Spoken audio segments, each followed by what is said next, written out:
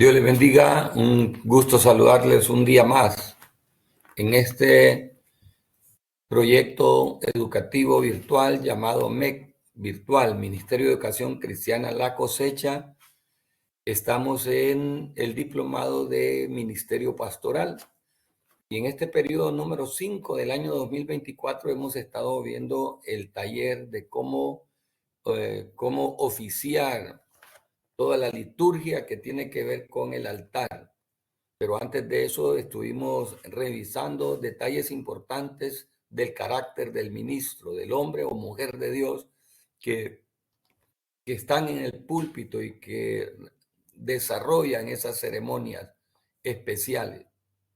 También vimos el, el empoderamiento, el posicionamiento que debe de tener un predicador, un líder espiritual que toma el altar, el púlpito cristiano, y el respeto que como hombres y mujeres de Dios le debemos al púlpito, no porque en sí el instrumento llamado púlpito, el mueble llamado púlpito tenga una unción especial, sino por lo que se hace adentro, se hace atrás de ese púlpito, que es representar a Dios a través de la predicación de la palabra, y que nuestro testimonio debe de estar a tono, al nivel, fuera del púlpito como en el púlpito. Muchos predicadores tienen un gran talento, tienen grandes dones, tienen grandes niveles de oratoria y de convencimiento y de análisis doctrinal de las escrituras, y lo saben exponer bien. Tristemente, eso emocionante que Dios les ha dado, puesto que es una herramienta para servir en la obra de Dios, no va al mismo nivel de su comportamiento, su carácter. Temas como eso hemos estado viendo. Y ya para finalizar esta lección, hoy revisaremos a la luz de la palabra uno de tantos oficios ministeriales que hacemos en el altar. Enlistándolos, estaremos viendo oficiar bodas. Posteriormente veremos cómo ministrar la cena del Señor, cómo oficiar bautismos en agua, también presentaciones de niños, que ya no son ordenanzas tal cual la Biblia lo dice. Hay que recordar que desde el aspecto evangélico solo asumimos dos ordenanzas con carácter de cúmplase, ordenanzas dadas por Dios y que hay que hacerlas sí o sí. ¿Y cuáles son estas? El bautismo en agua, número 1, y número 2, la cena de la comunión. Todo lo demás, aunque la Biblia habla de esos temas, no están descifrados como una ordenanza litúrgica. Lo demás, elementos, claro que sí. ¿Cuáles son las dos ordenanzas litúrgicas bíblicas? La Santa Cena, como le decimos nosotros, pero el nombre correcto es la Cena del Señor o la Cena de la Comunión. Esas dos ordenanzas litúrgicas, la Cena del Señor y los bautismos. Esas son ordenanzas de cúmplase.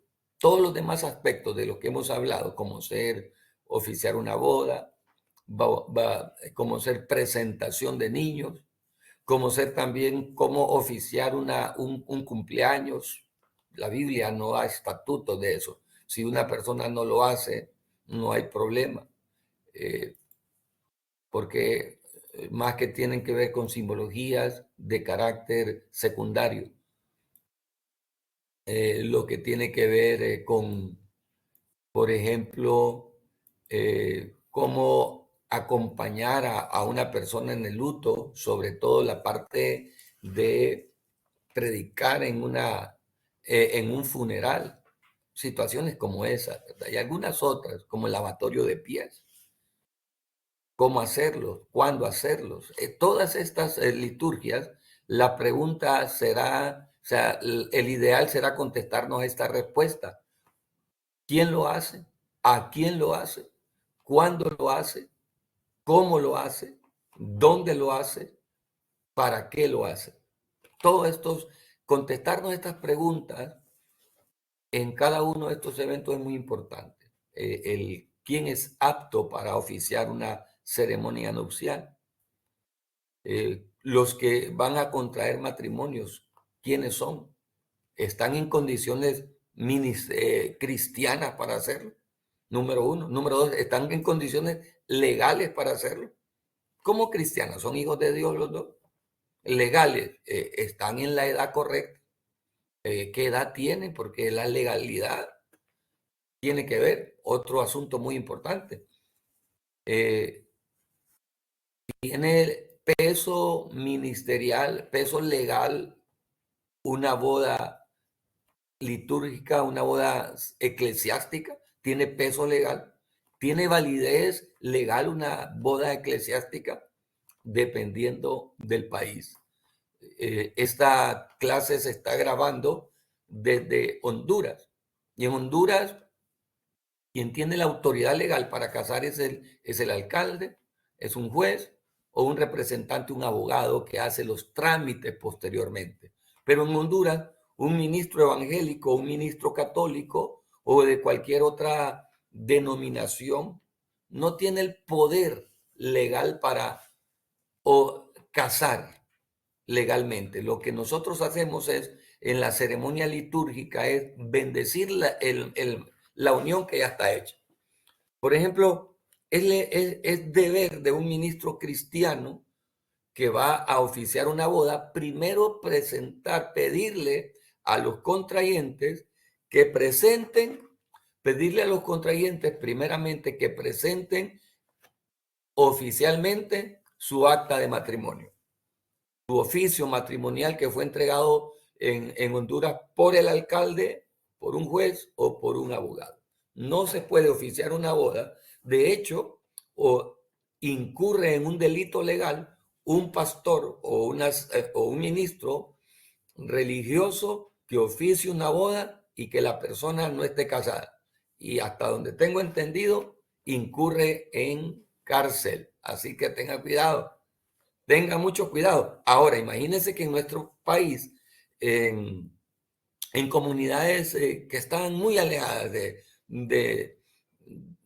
de nuestra cercanía, por ejemplo, esas comunidades rurales muy alejadas y donde hay culturas diferentes, como por decir un caso, los misquitos, los lencas, los garífunas, sobre todo hablando de los misquitos, ellos tienen sus costumbres bien arraigadas. Y dentro de su círculo, ellos se casan, ofician bodas sin la necesidad de haberse casado legalmente. Ahora, ¿cuáles son las condiciones de ellos? Que la mayoría de ellos no están inscritos. Oiga bien, la mayoría de ellos no tienen una tarjeta de identidad. No están inscritos.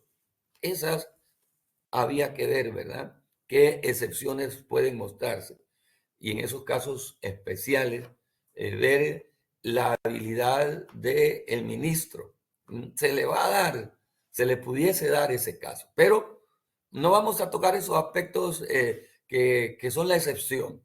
Cómo oficiar una boda dentro de una comunidad cultural diferente, que a pesar de que pertenece a un país, a las leyes de un país, ellos tienen sus propias reglas, su propia cultura, su propia costumbre.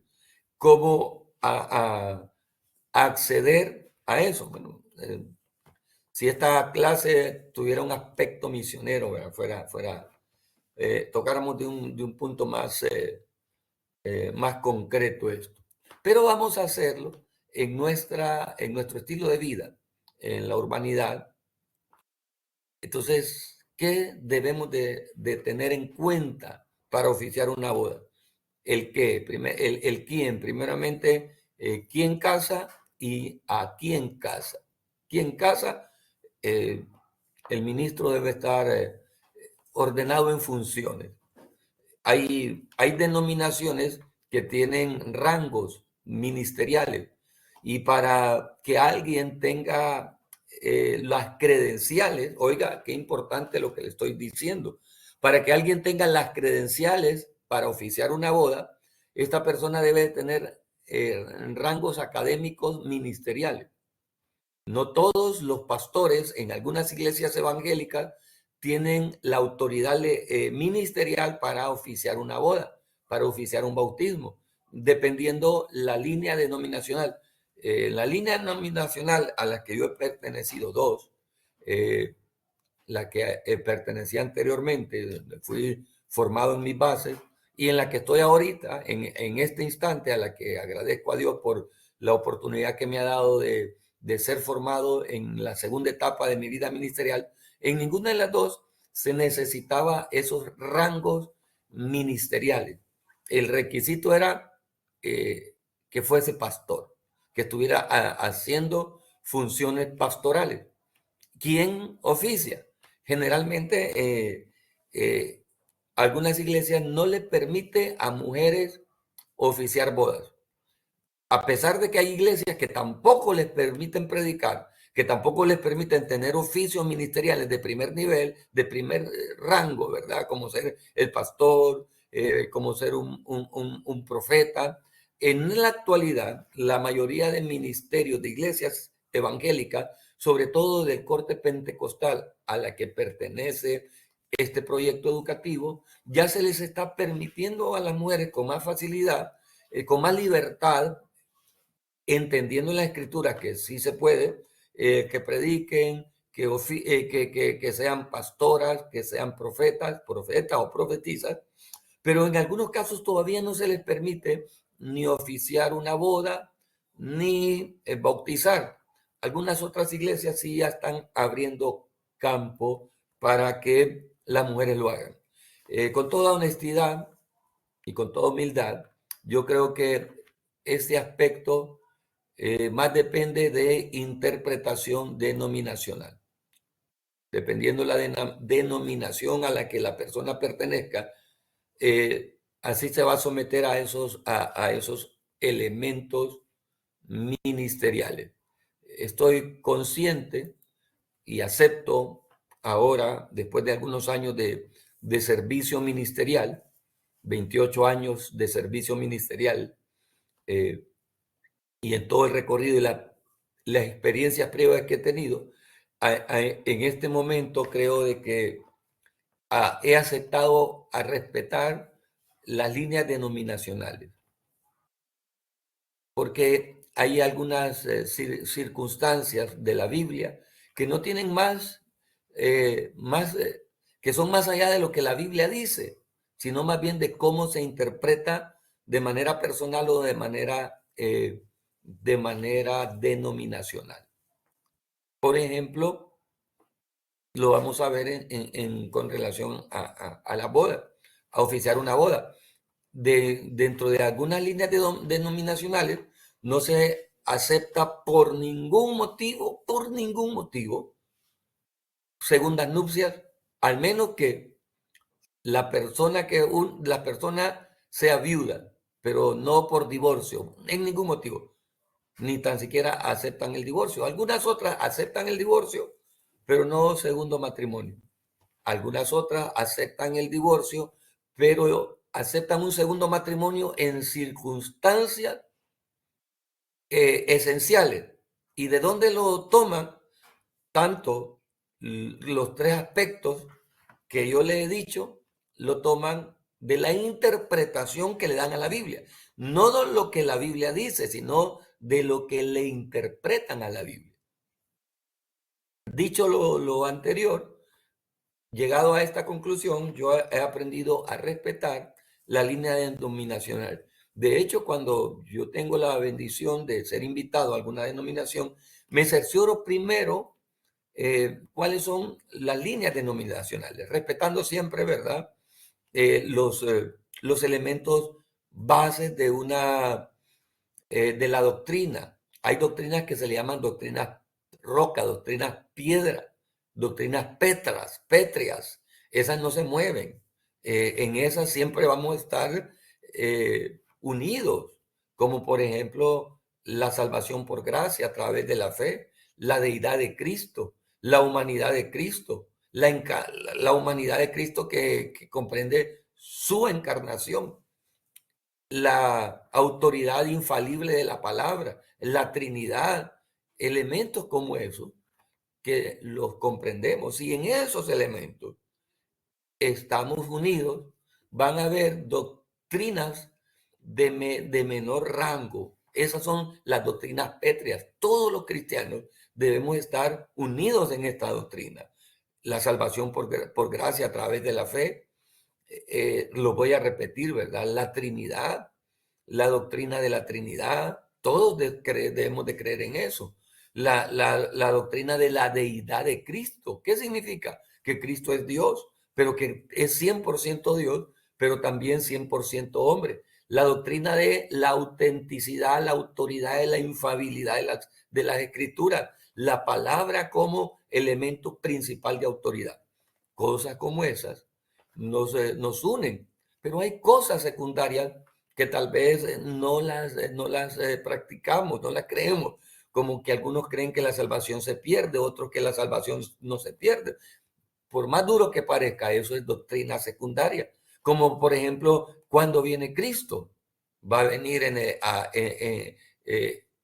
antes del milenio, después del milenio, o va a venir en cualquier momento y el milenio es simbólico. Esa es una doctrina secundaria. ¿Cuál es la doctrina primaria? Que Cristo viene. Usted va a escuchar a cualquier cristiano que le dice Cristo viene, pero no todos le van a decir viene por y no todos le van a explicar del rapto, del arrebatamiento. Para algunos cristianos es una aberración el arrebatamiento, pero sí creen que Cristo viene. Los que creemos en el arrebatamiento creemos que Cristo viene. Los que no creen en el arrebatamiento creen que Cristo viene. Entonces, la doctrina básica principal es Cristo viene. Viene por su pueblo, viene por su iglesia. La doctrina secundaria es cuándo viene. ¿Y a qué viene? A qué viene es a gobernar, ¿no? Todos creemos que Él viene a reinar. Entonces, la madurez ministerial nos va a ir enseñando a respetar las líneas denominacionales de otras congregaciones en todos los aspectos. Este es uno de ellos, el matrimonio o oficiar bodas. Entonces, vamos a ver dos parámetros en el matrimonio. La parte legal, cumple las partes legales, los requisitos legales, los contrayentes, y número dos, cumple los requisitos ministeriales, los requisitos eclesiásticos. Estos dos deben estar fusionados. ¿Cuáles son los requisitos eclesiásticos? Los dos que se van a casar son hijos de Dios, en el aspecto importante, y este es lo más importante de oficiar una boda. Las personas que se van a casar son o no son yugo desigual. ¿Qué es lo que nos enseña la Biblia? No os unáis en yugo desigual. Bueno, ahí está, ¿verdad? Entonces vamos a ver algunos aspectos generales que los vimos la semana anterior.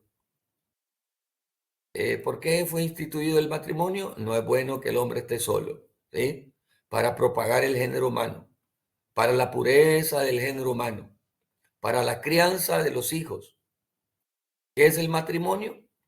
Dejar a los padres y comenzar un nuevo hogar. Mire, esto solo lo vamos a exponer porque si usted está viendo esta clase como un alumno, usted ya sabe todos estos elementos. Dos cosas, usted ya tiene el material en su poder, número uno, y número dos, son cosas básicas que usted como ministro de Dios ya las sabe. Por lo tanto, no las vamos a explicar, sino solamente enunciarlas. Estamos claros, ¿verdad?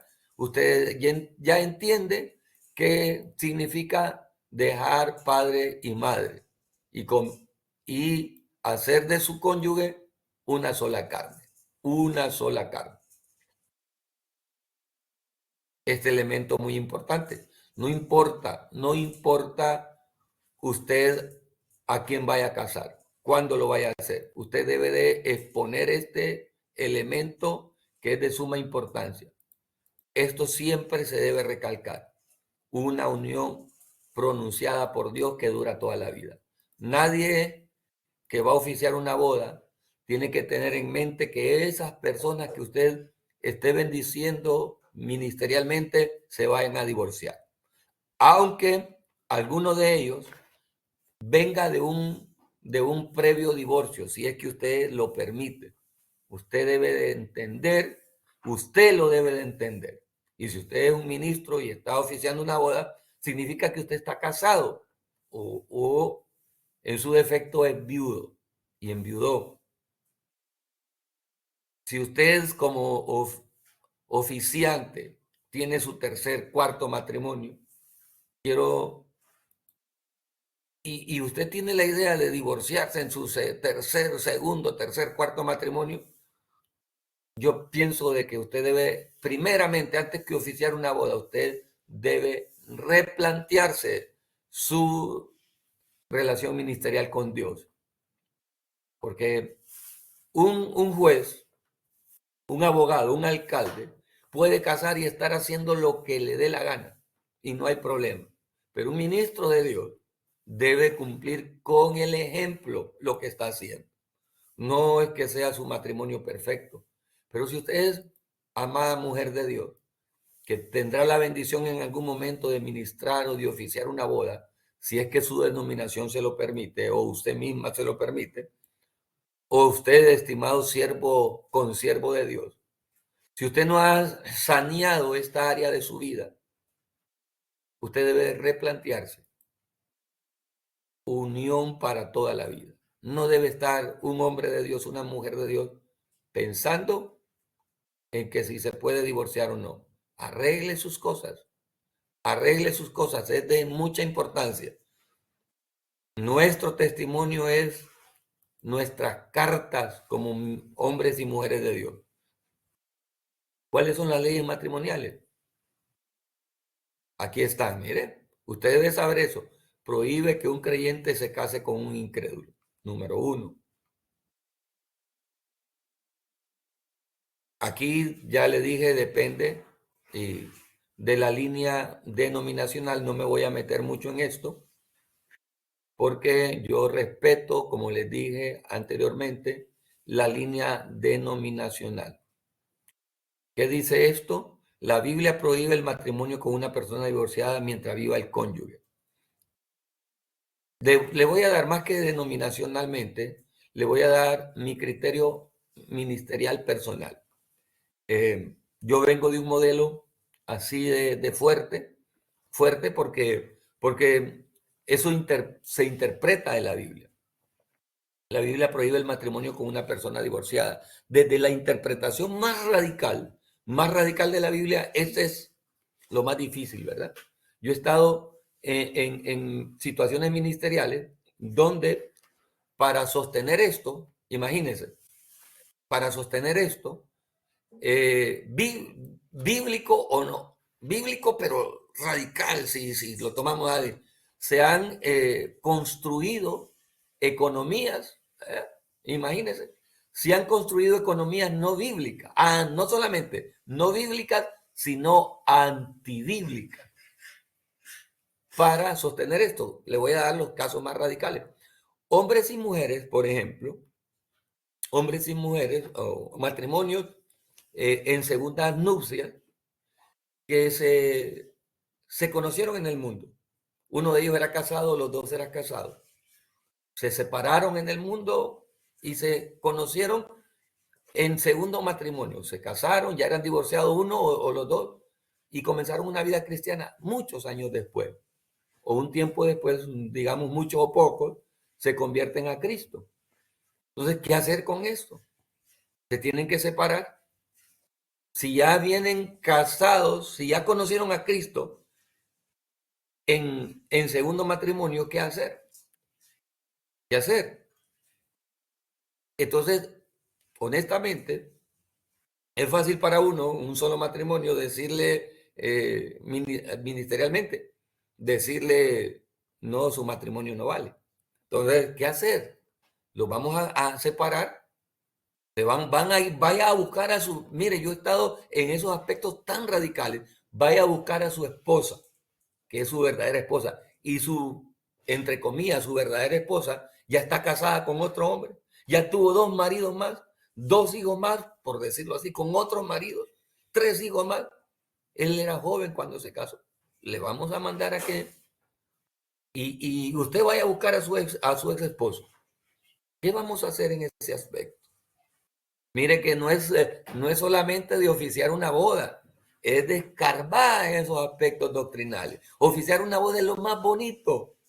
Yo algo que disfruto, lo digo abiertamente, son las liturgias ceremoniales de la parte pastoral. Me disfruto oficiar una boda, disfruto oficiar bautismo. Yo soy feliz cuando estoy presentando niños, cuando estoy oficiando lavatorio de pies, pero todo esto, antes de realizarlo, hay que escarbar en el caso de una boda, ¿verdad? De un matrimonio. ¿Qué aspectos trae los que se van a casar? Qué bonito oficiar una boda en muchachos recién novios por primera vez, pero y que inician por primera vez una vida matrimonial. Pero ¿qué hacer con esto? ¿O qué hacer con personas que siendo cristianas tuvieron un traspié? Se apartaron y comenzaron una nueva vida, aún siendo cristianos. ¿Qué podemos hacer? Le voy a dar un caso, ¿verdad? Una iglesia, no voy a dar el nombre por razones obvias de ética, ¿verdad? Promueve, por ejemplo, lo que es el pacto de separación. Imagínense, para sostener un concepto bíblico, ¿ah? Prescriben un concepto no solamente extrabíblico, sino antibíblico, el pacto de separación. Y que 12 personas se separen. ¿Ah? Imagínense un hombre de 35, 40 años que se casó a los 18, se divorció a los 19 y volvió a rehacer su vida y está en el fulgor de su vida sexual. Una mujer en el fulgor de su vida sexual y hacerle que hagan un pacto de separación, que vivan como hermanitos, no es entregarlos al diablo, no es entregarlos al diablo. Entonces, para sostener una doctrina, ¿ah? Se prescribe una economía antibíblica, porque es totalmente antibíblico, el pacto de separación. Cosas como esa, ¿verdad? En la búsqueda de ser radicales, llegamos a situaciones como esa. Entonces, no voy a llegar a los puntos doctrinales porque para, para estar usted oficiando una boda, usted ya debe de entender estas cosas que hasta cierta manera podrían ser básicas. Vamos a ir viendo más por acá. ¿Qué más? Matrimonios plurales, ¿verdad? ¿Qué significa matrimonios plurales? La ideología de género. No vamos a hablar sobre esto, ¿verdad? Estamos claros sobre este punto de la ideología de género. Nosotros somos hijos de Dios y la única manera de aceptar el matrimonio es entre un hombre y entre una mujer que sean mayores de edad. Así es, ¿verdad? Que sean mayores de edad, entre un hombre y una mujer. Yo lamento mucho cómo los siervos de ministros de Europa, de Canadá, tendrán que enfrentarse a esto, ¿verdad?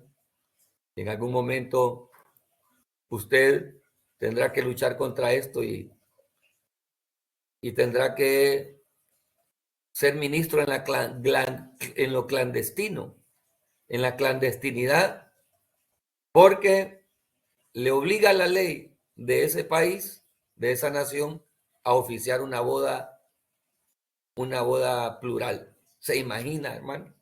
En esos países, en esos países donde es legal, no solamente de orden eclesiástico, sino que de orden nacional, es legal que un ministro oficie una boda. Como es legal, no se podría negar a casar a una pareja unicelular, unisexual, o imagínense, o a casar a un hombre con una muñeca, con un carro, con una casa. Porque hasta ese extremo está. Hay más que comprender que esto es incorrecto, es porque ya lo sabemos, ¿verdad?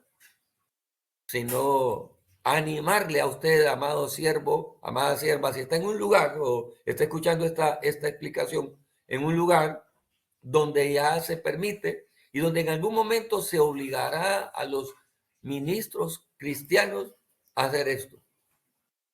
¿O cómo va a hacer usted cuando su denominación entre en la liberalidad, en el libertinaje y lo acepte, como muchas congregaciones de carácter conservador, increíble, iglesias de carácter muy conservador que han tomado esta ideología, ¿verdad? ¿Qué va a hacer usted? Otras preguntas que usted ya las tiene, ¿qué es el matrimonio según la Biblia? Tiene que contestar esto. Enumere por lo menos 5 pasajes en la Biblia que fundamentan el matrimonio. ¿Qué requisitos bíblicos se necesitan para contraer matrimonio? ¿Qué requisitos legales se necesitan según su país para contraer matrimonio? ¿Qué requisitos debe cumplir un ministro para oficiar una ceremonia nupcial? Ahí entonces usted, si es mujer, explíquelo. Si lo hace, ¿por qué lo hace? Y si no lo hace, ¿por qué no lo hace? Justifique las razones según su percepción bíblica, por qué la mujer puede o no oficiar una ceremonia nupcial. Entonces, aquí está la pregunta más clara, ¿verdad? Y estos aspectos no los vamos a tocar porque son protocolos, ¿verdad? Y ustedes los deben saber y vamos a saltarnos a la próxima parte, oficiar a una boda, aspectos legales. Acabamos de ver los aspectos ministeriales. ¿Cuáles son los pasos a seguir para ese gran día? Entonces, esto más es una ayuda que como ministros podemos darle a las personas que van a oficiar, qué aspectos legales ocupan. Por ejemplo, en Honduras se necesita la constancia de soltería que va acompañado juntamente con la partida de nacimiento. Se necesita una constancia médica que no tiene problemas médicos, que no tiene ninguna enfermedad de carácter patológico. Enséñele a los oficiantes, a los contrayentes, lo importante de tener la fecha correcta. Todas estas cosas que usted ya lo tiene en el material y no lo vamos a explicar. Si la boda es un registro civil, ¿cómo hacer cuando la boda es doble? ¿Cómo doble? Que se casan por lo civil, primero se oficia la boda civil y después la boda eclesiástica. El tiempo es muy importante. Si a usted le toca, que ya lo hemos experimentado en algunas ocasiones, nosotros hemos participado de bodas donde primero se casan civilmente, ahí está el abogado, ya sea en la iglesia o en un lugar alquilado, y después vamos a la boda eclesiástica. El tiempo es muy importante. La gente que está como visita, invitados, también merecen respeto. Entonces hay que ser prácticos, hermano, muy prácticos. Si la boda fuera del registro civil, todas esas cosas. El programa de la ceremonia es muy necesario que el ministro de Dios tenga el programa de la ceremonia, la entrada de los novios, el cortejo, todas esas cosas, presentación de asistentes, lecturas, todas esas cosas son de suma importancia, son todas litúrgicas, son todas ceremoniales, pero que nosotros las debemos de entender, no ir así por así. Miren, todas estas cosas, usted ya ha estado. Y aquí en la semana 6, oficiar una boda práctica ministerial. Me voy a ir a esta, es una genérica que descargué del internet. Usted la tiene, pero le voy a dar la que yo utilizo. Le voy a dar la que yo utilice. Que también la tengo aquí, ceremonia nupcial número 2. Generalmente cortejo nupcial, música nupcial, entrada de la novia. Algunos entran los dos, dependiendo. Saludo introductorio, sermón alusivo. Este es el formato que yo utilizo. Oficiar, quiero decirle que en mi experiencia, yo siempre si no hay alguien invitado para tal caso, o alguien programado para tal caso, yo siempre me tomo unos 10 o 15 minutos para predicar previo a la ceremonia oficial. Siempre me tomo mi tiempo para predicar a la ceremonia nupcial. Mira, esto es sumamente necesario. Lo que yo les decía, lectura del contrato matrimonial. En Honduras, el pastor, el ministro eclesiástico, el sacerdote, no está legalmente ungido para oficiar la boda. Sí para el oficio eclesiástico, pero no legal. No vale una boda cristiana solamente por la iglesia. Para asuntos legales no vale. Es muy importante tener el acta matrimonial entregada por la municipalidad o por el ente encargado. Esta debe ser leída en presencia de la congregación. Voy a poner acá este es un ejemplo. No, estos no fueron los últimos, ¿verdad?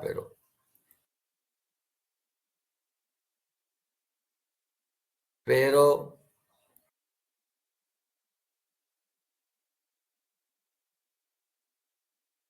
vamos a ponerlo por ahí. El oficiante, la persona que se dirige al novio, mire, delante de Dios y esta congregación te pregunto a ti, fulano de tal, aceptas a mengana de tal, como tu legítima esposa para ser fiel, mostrar tu amor incondicional en la alegría y en la tristeza, en la escasez y en la abundancia, en la soledad, en la salud y en la enfermedad, compartiendo con ella tus bienes hasta que la muerte los separe. Responde el novio en voz alta, ¿verdad? Sí, acepto. Quiero decirles una cosa que para mí es muy importante. A pesar de que es una ceremonia solemne, no se debe convertir en una ceremonia aburrida. ¿Cómo así? Por más importante que sea, usted no debe llegar al aburrimiento, que la gente se le duerma. Ni predicando debe permitir que la gente se le duerma, mucho menos en una boda. La gente debe estar expectante. Entonces, lo serio no quita también entender que es una fiesta. Es solemne, pero es una fiesta, es de alegría. Por lo tanto, usted como ministro de Dios debe de transmitir el gozo no solamente a los que están contrayentes, sino a los que están de visita. Ellos se convierten en los testigos. Los invitados son los testigos, ¿entienden? Los testigos. Así que involúcrelos con respeto, pero que ellos estén ahí. Entonces, la primera parte, ¿verdad? Usted puede cambiarlo. Quiero que usted entienda estos aspectos. Estos aspectos son de carácter personal, son de carácter ministerial. Usted no está atado para hacerlo como el manual lo diga. El manual es de carácter ministerial, de carácter denominacional, pero no es de carácter bíblico, en el sentido de que la Biblia no da un orden litúrgico, cómo hacerlo. ¿Cómo hacerlo? Primero haga esto. La Biblia solo habla de que el matrimonio la Biblia solo autoriza el matrimonio, pero no lo autoriza cómo oficiarlo. ¿Cómo se ministraba las bodas en los tiempos de Abraham? Recuerde, ¿cuál fue el acto ceremonial de Abraham? No hubo quien los casara, no le dijo nadie a Isaac en el tiempo de Abraham y de Isaac. Isaac, entre estos testigos, acepta por esposa a Rebeca y para amarla. ¿En qué consistió la liturgia? En que la tomó, la llevó ¿a dónde? A su habitación y consumó el matrimonio en el acto sexual. Ahí, así era. Entonces, posteriormente, culturalmente, no bíblicamente, sino que culturalmente, fueron programándose las liturgias, pero no hay una liturgia ya predispuesta en la Biblia, prediseñada. Solamente dice que hay que casarse. La liturgia la establece la nación a la que usted pertenece, la iglesia a la que usted pertenece, lo que es los anillos, lo que es las arras, lo que es los lazos, eso es simbología. No está mal hacerla, pero si no lo hace no hay problema. Y si lo hace no peca.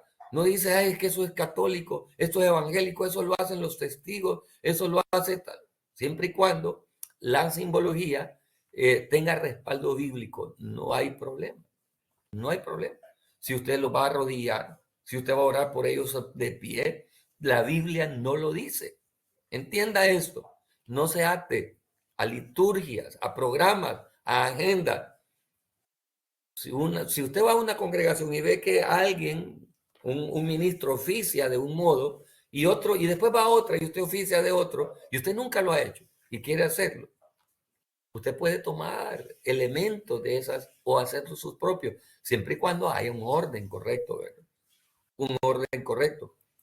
Yo he oficiado en bodas donde solo hay anillo. He oficiado en bodas donde ni anillo hay porque era así y no hay problema. Y he oficiado en bodas donde hay arras. Y he oficiado en bodas donde hay lazo, donde ponen los lazos. Yo he estado y he tenido que poner mi carácter ahí, ¿cómo le digo? Mi sello, no carácter, mi sello, ¿verdad? Personal en la relación, en el hecho, en el oficio. Mire, aquí está el oficiante, le hace la misma pregunta a la novia. Cosas como esa, entrega de la zarra, entrega del anillo. ¿Ah? Aquí, por aquí entramos, vimos el anillo, ¿verdad?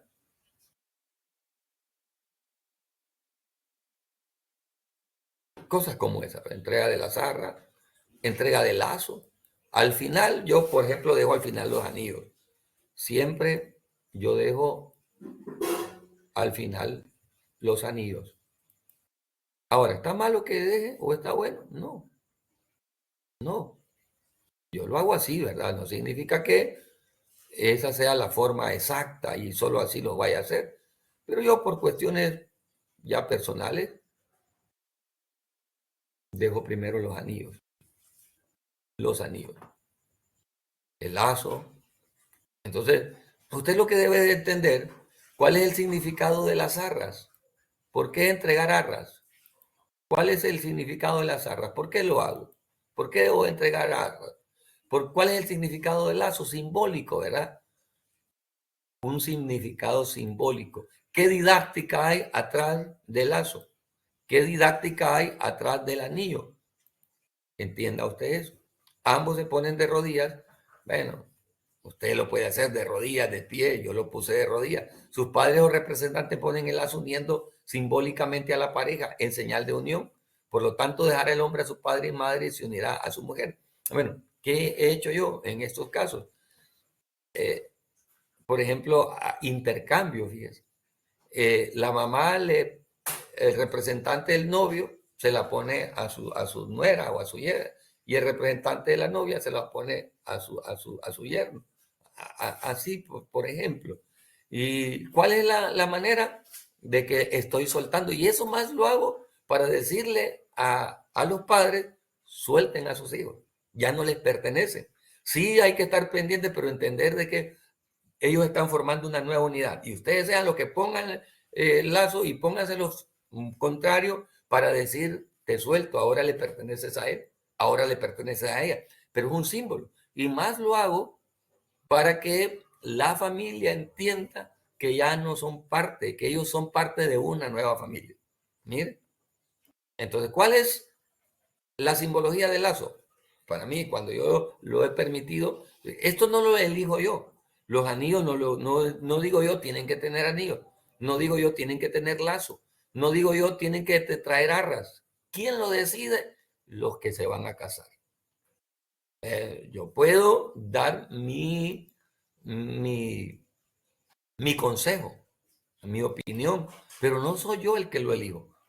Tengo que aprender a respetar a los contrayentes. Ellos son, en las condiciones en las que están. Si lo eligen, yo debo de, si eligen hacerlo, yo debo de buscar los elementos simbólicos.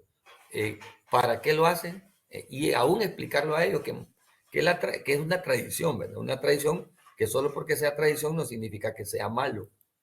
Cosas como eso, las arras, ¿qué significan las arras? La bendición, ¿verdad? Que Dios va a estar bendiciendo a su vida. ¿Qué significan los lazos? La unión entre ellos dos y que ya los padres ya simbolizan un nuevo matrimonio. Los anillos, ¿verdad? El pacto, el pacto. Y al final, ¿verdad? La oración y el beso, ¿verdad? El beso. ¿Se pueden terminar la boda sin besar? Sí, se puede. Pero ese es el sello al matrimonio.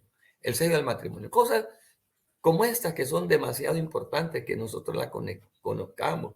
Si la salida del cortejo, si sale o no sale, no hay problema. La gente lo que quiere es abrazarle, que salgan, es bonito que salga el cortejo y que allá atrás los abracen, pero todas estas cosas son una guía, entienda, son una guía. Tómelas como una guía, pero no como algo cúmplase a cabalidad. Espero que esta pequeña intervención le pueda servir a usted. Me alegro mucho de compartir con ustedes. Somos MEC, Ministerio de Educación Cristiana La Cosecha, y estamos para servir. Dios me les bendiga.